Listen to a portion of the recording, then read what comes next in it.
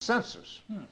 Then we had an IBM, I call him a genius, programmer, who was assigned to us full time. And Holman Head and I, and one or two others that I don't remember, took weeks developing this questionnaire. It had lots of questions on it. We sent it out, and the Board of Education was behind us, United Way was behind us, so we got cooperation, you know.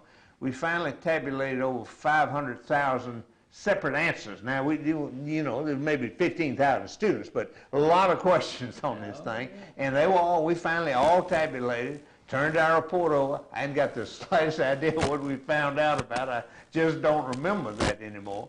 But anyway, that was a fascinating, you had run out of film a long time ago, No, well, I should tell you this, too, and I had forgotten this, Gene reminded me. Paul Duffy, who was a young Methodist minister at that time, was also in that group that developed that thing. The survey you're talking about. The survey, right. Probably at Dexter Church, I guess. I'm pretty sure he was. Only one, actually all I could remember a minute ago was Holman Head, but there was 3 or 4 of us that worked on it long and hard. But the amazing thing of being able to tabulate all that just, at that time just blew my mind totally, and a lot of other folks were unimpressed, but I was very impressed that this thing has got potential far beyond anything we can even guess about now. Then I went a little later, I went to work, I sold my insurance agency and merged into E.S. Watts Real Estate Company, a mortgage company. They had a computer. They were just beginning to experiment with a computer that kept up with thousands of loans. Mm-hmm. And they used the same cardboard system, the same punch in, verify. I wasn't really involved in that then, except that Ed Watts, I was in a group that Ed Watts they would talk about what kind of computer we were going to get and this, that, and the other. And we flew to several places checking out other firms' computers. Mm-hmm. One experience I'll never forget, we were going to Nashville to look at a computer, and Ed Watts flew his own plane. We flew into Nashville. We landed. We got out of the plane. There was all over the side of the plane. We had slung a rod or something up in the air, and we had just gotten down on ground in time. And we came back to Montgomery on a bus or something. We couldn't fly the plane. It had to be repaired before it could be flown. They told you all this? I was right there. I knew what was going on. I saw the oil and everything else. And, of course, I'd been in the Air Force, so that gave me a little bit of, I knew that wasn't supposed to be on that plane. That may have been the closest, I don't know, one of the close. Another close experience. Another close experience, yeah. Okay. And all right, your auction experience with the auction business. Well, I have to start way back this. When I was a teenager, 12, 13 years old, I was sweet on a girl that lived right across the park from me, named Jean McCord. And Mr. McCord, her daddy, was a pretty gruff fella, big fella. And he didn't think I was worth anything. I was scrawny and all this and that. He asked me one day, "You want to work in my yard?" And he didn't think I'd ever show up or I'd ever work. Yes, sir. So I did. For the next 5, 6, 7 years, I worked in his yard every Saturday. And he could see that although I was scrawny, I was not afraid to work. And we had some wonderful times. And I got to be a good friend of who was later to be my father-in-law. Went to the Army, came back. Now, did he have any boys in that? No. No in her family. So Gene's the only boy he's got. I could yeah. The tomboy over That's there. right. So but he kind of adopted you a little bit. I think he did, kind of. Okay. But anyway, I went to service, came back, and I'm lying around doing nothing really. And he asked me, said, "Would you like to?" He sold sales all over the Southeast, and he would drive all night long to get to a sale tomorrow, then turn around, drive somewhere else all night long, get to one the next day. The closest thing I can tell you about it would be a country music store or something. And when he was getting the sales, and he had to be there. You know, you had to say yes if you got them. But so I drove him for quite a while, and he would get in the back seat and sleep. I'd drive all night long. Oh, I'd drive all day yesterday or so, whatever. But anyway, along those drives, he and I really became close friends. And he shared lots of his wisdom with me, and I had not enough sense to take it in. That's the trouble with most young folks. They don't really care what an old fellow says, you know. But I was sopping it up. He had a heart attack. Oh, well, I'm getting ahead of myself. Then I'm sitting at the auction company. I've driven him. We're there, and we're having an auction out in the country somewhere or somewhere else. One day he says to me, would you like to clerk the sale? Yeah, I can do that. How am I going to do that? You know? Well, clerking the sale meant keeping up with the sales. And sales were made fast, and you had to keep up with the amount and where it went and this, that, and the other, and they added on. They had a little adding machine we still got at home, push model. I was good at that. You didn't sit at a table. Sit at a table, and not everybody can understand what's going on in auction. I could. I knew who was buying it. I knew who was selling it. I knew where it went. I knew what the dollars were, and so that helped the sale to move along. I did that for a number of years. Then he asked me one day, said, you want to be a ring man? Yeah, I guess so. Ring man is a fellow that stands around the ring and solicits bids from the audience and carries on a lot of foolishness and keeps everything whipped up. And I got to be pretty good at that. And the reason I was as good as I was is that I could understand always what he was saying. I never had to look at him. I knew when he had a real bid, when we really had a live one. He knew when I had a live one. He knew when I was just fooling around. And I could tell when he was off somewhere. So we had a good relationship. And he designated me at one point America's only professional ring man. And those were a long time ago, but sometimes I'd get as much as $250 to work a ring. And that helped us live in our early days. Well, I mean, that second income, which is something I've always liked to have, a little bit's coming in from here and a little bit from here. That second income really helped us to get over the hump. And I don't think he gave me that job just because I was his son-in-law. I never felt that. I felt like I was carrying my weight. I helped put up tents, take down tents, build cattle stalls sometimes, whatever it took. I just liked to do that. And he liked that. And he liked the attitude of that. Sounds like you made quite a team. So some years later, he had a heart attack. And all right, before that, how many years how old are you? Oh, I'm in my 20s then. I'm married. A lot of my ring manning took place in the 20s. At some place along there, I started doing a little auctioning myself. Mostly he did most of cattle auctions until he got to a certain age, and then he began to do antiques and farm sales and all that. Some of those things would go on 2 and 3 days solid, and he'd get tired, and whoever else he had hired would get tired. So I got a chance to do some auction. I love that. That's one of the great times in my life. So as you're doing it, then he has a heart attack? No. One day he's going off to a sale by himself, and he has this heart attack, and he goes to Birmingham Hospital. We're up there, say on a Sunday or something like that. They think he's okay. In fact, the plan was to bring him home Wednesday. Gene and the mother went out for lunch or something. And he said, Upchurch, I'm going to get all right, but in case I don't, you know my desk back there? Yeah. Oh, you know that drawer? Man? Yeah. Everything I own is in that drawer. So I'm leaving you my trustee. Now, I was less than 40 years old, and the enormity of it did not settle in on me for quite some time. The fact that a father-in-law would trust a son-in-law enough to leave him with that immense responsibility. The only thing he says was, take good care of Jean and her mother. And that's what we've tried to do all these years. But he was a one of a kind. I love my daddy. My daddy had great influence in my life, but I have to say my father-in-law had great influence in my life too. A great relationship. That's great. All right. wonderful stories. I know you've had some interesting experiences in a place, Washington, D.C. Tell me about, there's three, I think you mentioned to me three experiences. Yeah, I didn't go to Washington until I was way up in my 30s, I guess.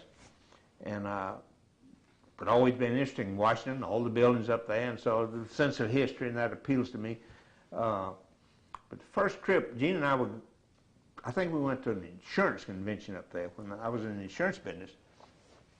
One of my friends here was a United States probation officer or something like that. And he called me one day and said, "He going to Washington?" I said, "Yeah."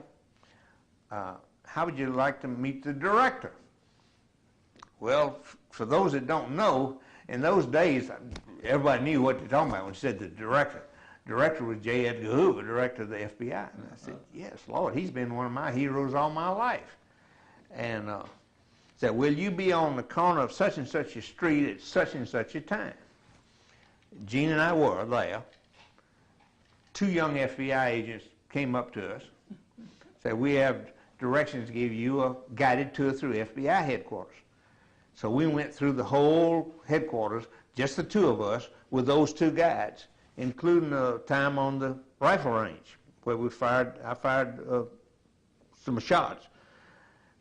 Then they said, and I thought, well, that's, golly, that's good. Now maybe we'll see the director. Yeah, somebody said, "Director wants you in his office about 4 minutes from now." So bingo, up we go.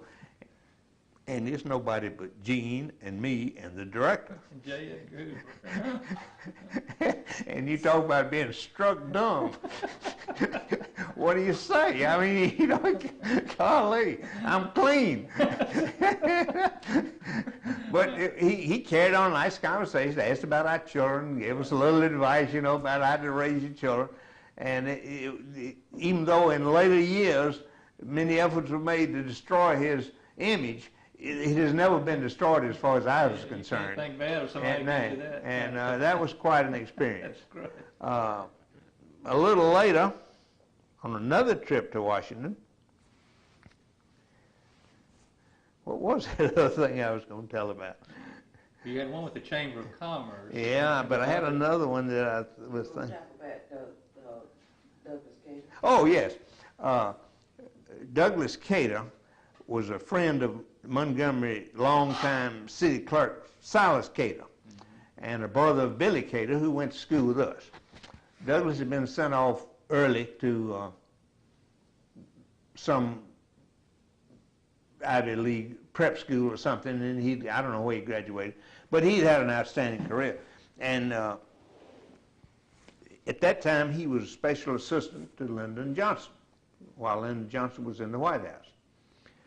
Here again, Billy Cater heard we were going to Washington. Well, I can fix y'all up or something. Be at a certain place at a certain time. We were.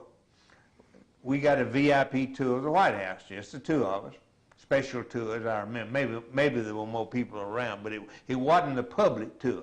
It was a very small group that went around, saw rooms that the public never saw. VIP action. We enjoyed that. The purpose of the story, though, is that Douglas left that job, became president of a university up there somewhere in the Northeast for a number of years, retired to Montgomery, maybe 10 years ago or something like that, and bought the old Upchurch home on Cloverdale Road, Cloverdale Park, and he lived there till he died. So, it's just funny how things tie in. He invited us over there to see what he was doing with the house, and this, that, and the other, but that was a good experience. Then when I was president of the Chamber of Commerce, inflation was rampant in this country.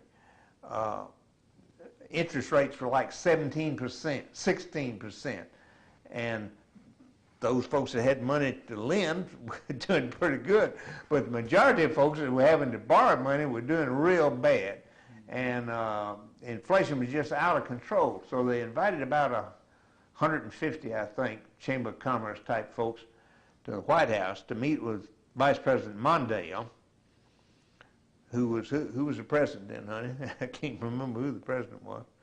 Was that under Carr? Under Carter? Maybe so. Under Jimmy Carter? Maybe so. I think it was under Jimmy Carter. I'm glad I didn't know that. Mondale. Glad I didn't know that. Anyway, you had to send all your biographical stuff up there, and the FBI had to check you out. And when you went in the side door, you checked from head to foot, you know. But I had about an hour of actually wandering around the White House on where you could go at least, and just take your time.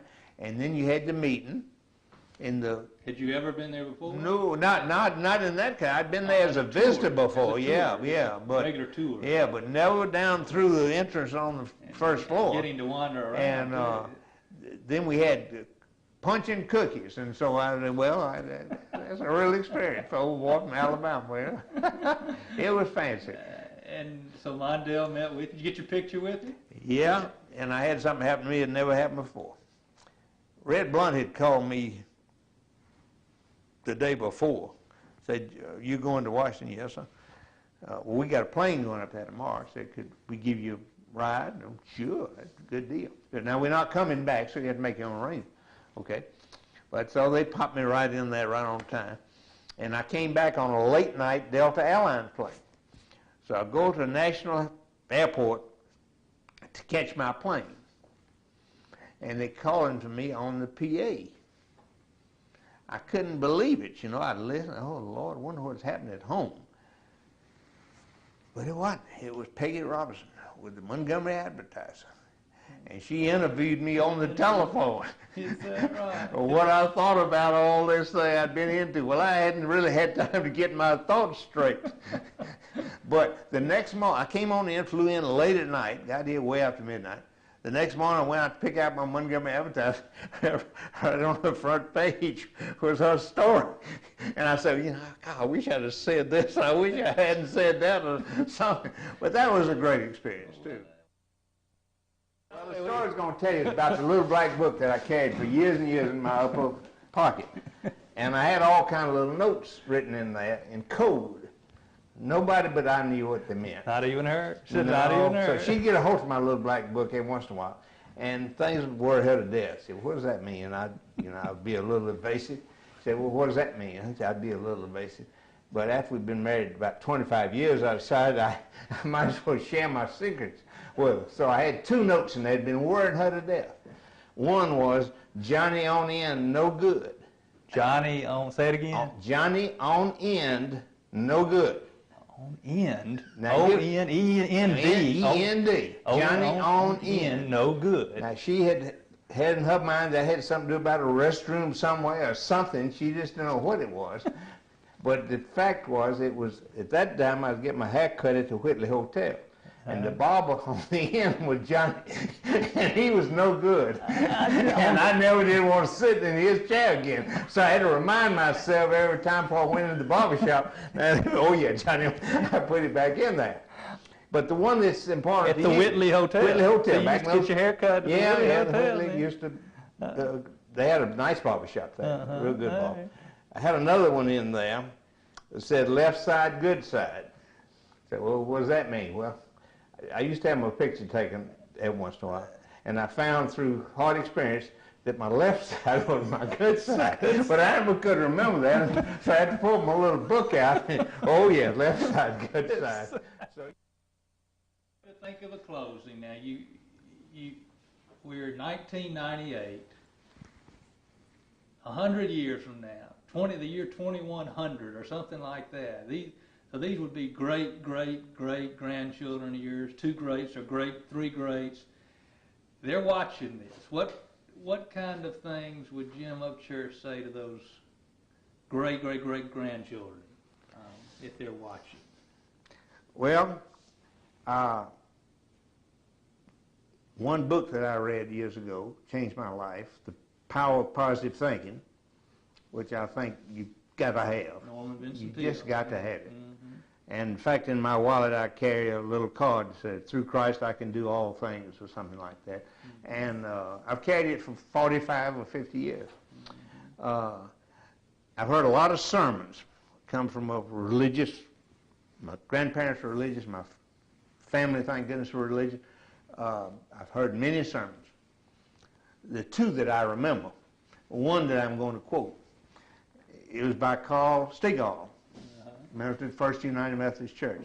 As we speak. As we speak, still as we speak. But this was one he preached a good many years ago. He's been there quite a while. And the whole theme was that butterflies and buzzards fly over the same field, and they both find what they are looking for. Huh. And I would tell my great-great-grandchildren, I hope they'll be butterflies and try to find the best thing that they can find about it. You're gonna have things that hurt you. You're gonna have folks you don't like. You're gonna have things that anger you.